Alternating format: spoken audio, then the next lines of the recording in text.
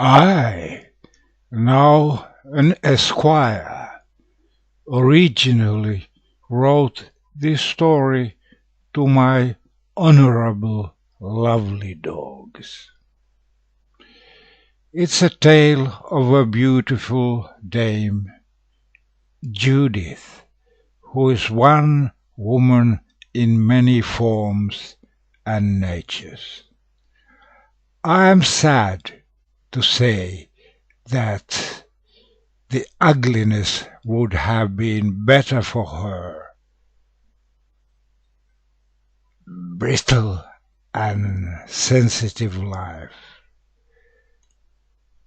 Let us go then, ahead, anyway.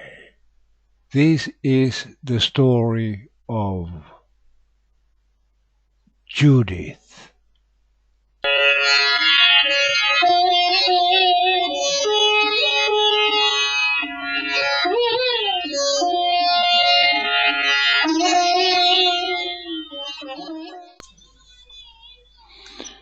Judith knew that they are making a film about her. Never mind. Let them direct the film. She wanted to be quite natural, almost naked. There was no shame about that, to show her body. She was astonished to look to the skies at night time, the darkness, the stars, the quietness. Judith was writing a poem, sitting on a stone. It was like a song clinging in her head. Something was disturbing her so much. Judith, the pretty girl, it was herself disturbing. Peculiar if she looked into the mirror. There was nobody. Judith trying to say her name aloud, but nothing came out. The lips were totally sealed. She got a very good idea. Painting landscapes, flowers, the valley and the river, the salmons swimming in there, the butterflies. But whatever the eyes can catch, she would paint.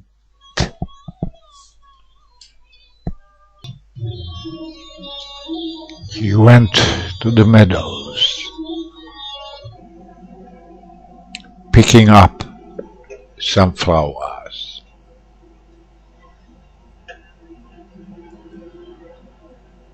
No, only one flower. It was a rose. She didn't mind that the fingers were bloody. Not at all, because the rose was as beautiful as this lady. She didn't understand why her name was Judith, not Rose or Rosemary. Never mind. She went over the hills around the beautiful landscape. Judith thought that she is a fool and didn't understand what is happening around. Wasted 1,000 words in vain. To paper, speaking, begging to get it all back. That was only a waste of time, very much so. She didn't understand it now.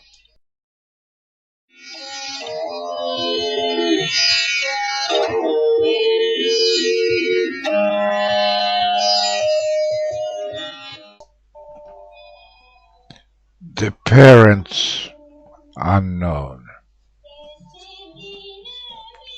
and both probably dead. Everything was gone.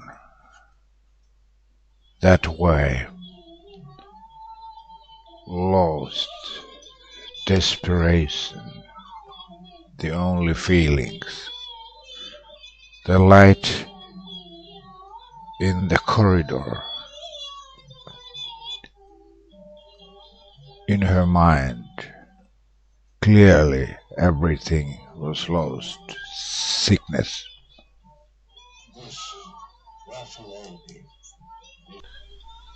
Roughy and at the same time vulgar, flamboyant. They told that she is a free woman to gentlemen. She could not care less. Never mind again. The lady was very, very beautiful. Of course, with her curly hair and something peculiar attractive. Eyes like stars, legs all too long, reaching, so to say, to heaven, to clouds.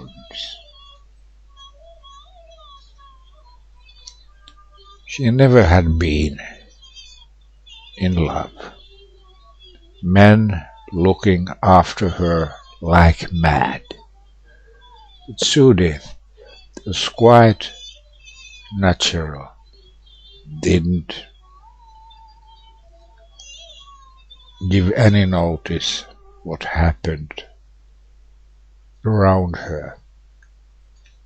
She wanted to keep her life protected.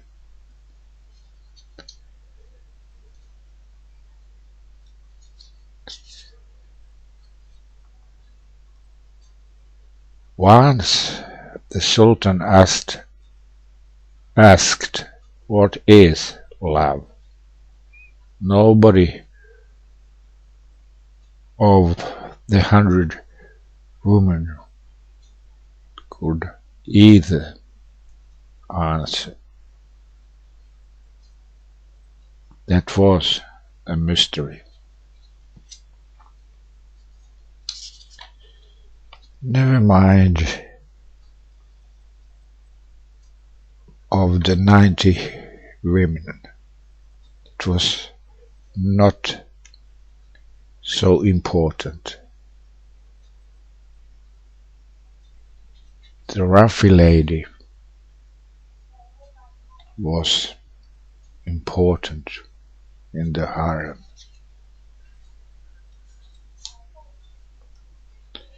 Nobody knew what is moving in her head, in her soul. She sometimes wondered, what is this all about?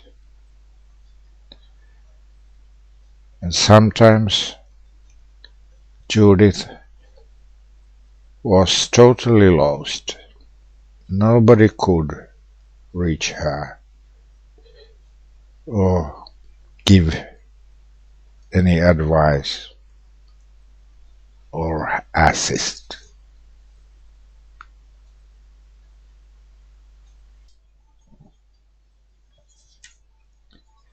As said, Judith never had a boyfriend, but the loneliness didn't disturb her. It was a heavy state, quite firm and quite enjoyable, steady.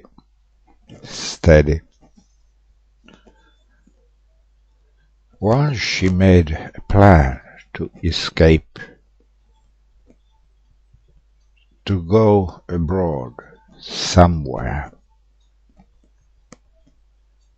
Then this woman realized that it was hopeless, impossible. Judith was not living in a prison. She was free and so sensitive. Why to do such a foolish thing? Why? So sad. This butterfly, this woman, wouldn't do any harm to anybody. This young lady.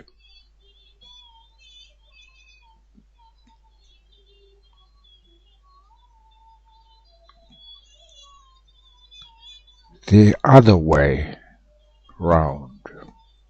Her thinking was always positive, not negative. There were moments she didn't know where to go. Simply the thoughts were wandering wildly. It has something to do with her mentality.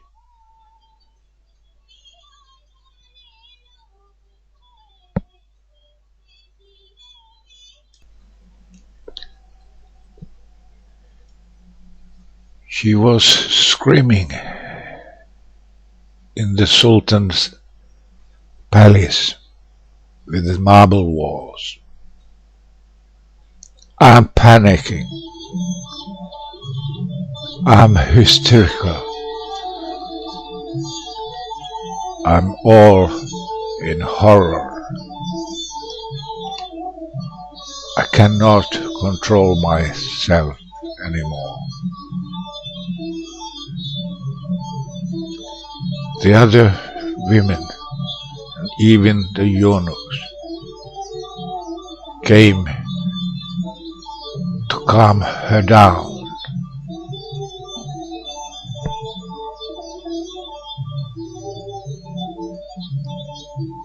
But she was all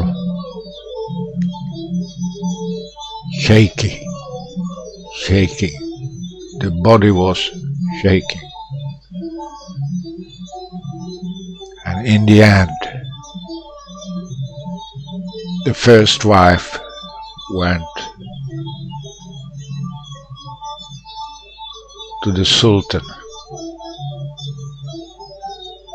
and to the doctor of the harem, and they gave him some sleeping medicines and put her in a beautiful bed colored, blue and white.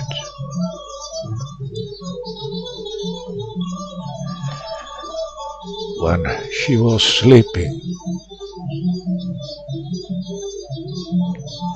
she saw again a peculiar dream.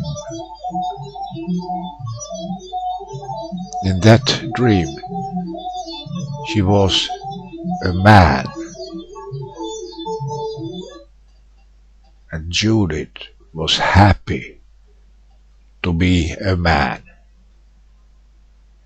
not a woman at all. It was some kind of release of the prison of the beauty.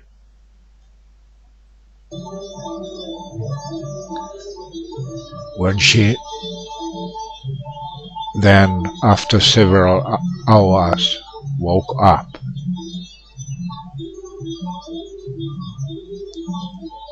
they told him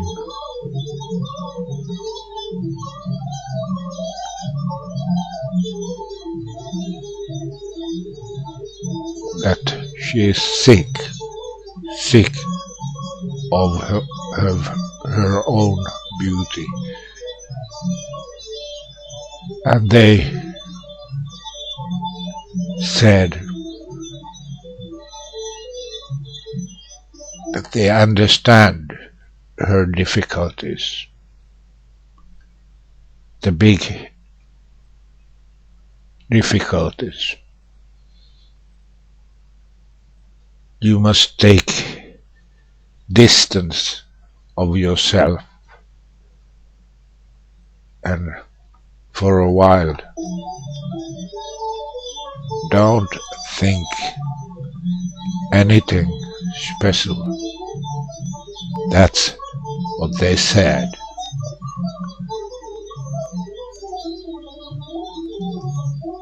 And Judith was in the end happy to have such kind of understanding friends. He trusted them now. He needed the society.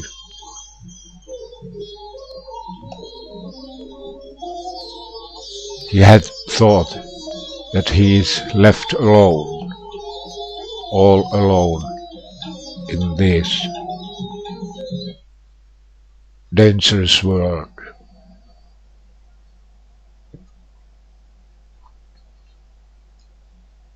The other ladies started singing beautiful songs for her, children's songs. And they even read bits of the Quran Bible. Judith starting crying, and for once she was happy, so happy that she thought to be in the heaven.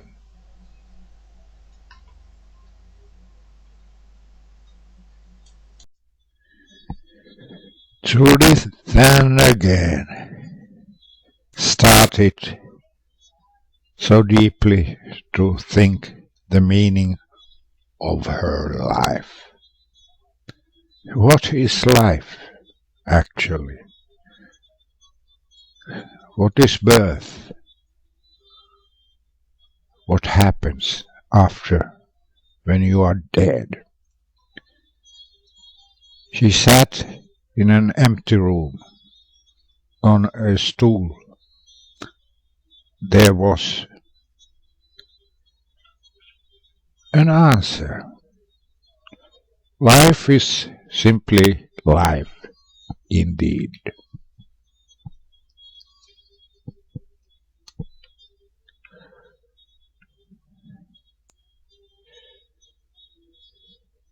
But sometimes she was very much ashamed of the beauty, and then she wanted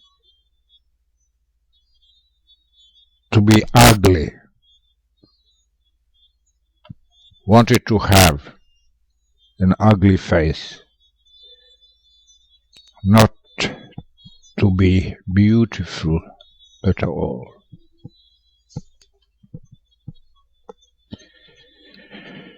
But now she was like a doll.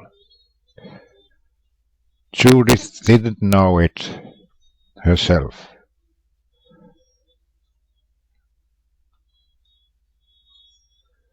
But nobody could play with her because she was so distant a person. Distant.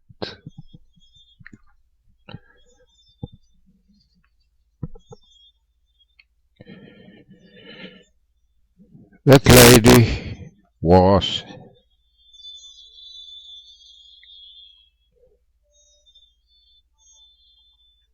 in many ways a lady with big L. The Sultan liked her very much. She was not a painting. There was a lot of difference between a statue and a painting. Why not?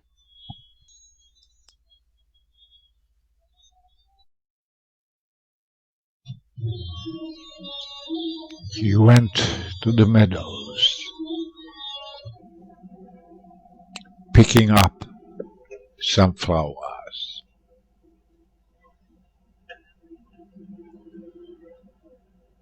No, only one flower. It was a rose. She didn't mind that the fingers were bloody. Not at all, because the rose was as beautiful as this lady. She didn't understand why her name was Judith, not Rose or Rosemary. Never mind. She went over the hills and looked around the beautiful landscape.